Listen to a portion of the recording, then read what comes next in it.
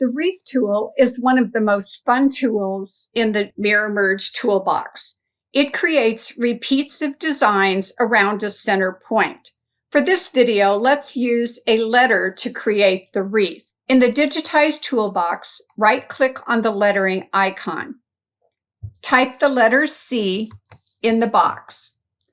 For the font, click on the drop-down arrow and type in AN. Remember, when you're picking a font, if you begin typing the name of the font, the software will find it for you. I'm going to press Enter to activate that change.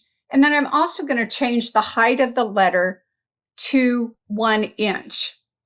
And click OK, and then click on screen to generate the letter. With the letter selected, go to the Mirror Merge toolbox, go to the wreath, and the dialog box appears. Click on the drop-down arrow and choose 5 repeats. Drag your cursor on screen and click when the letters just barely touch, and that will generate the wreath.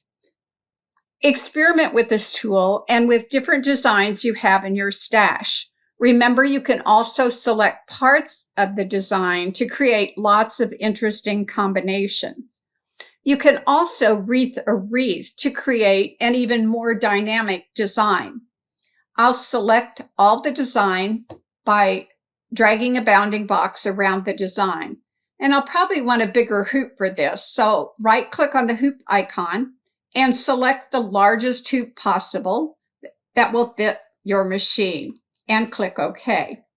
With the design selected, go back to the Wreath tool, and now you can see I can generate another design and click on the screen, and you have a design that is created from just the letter C.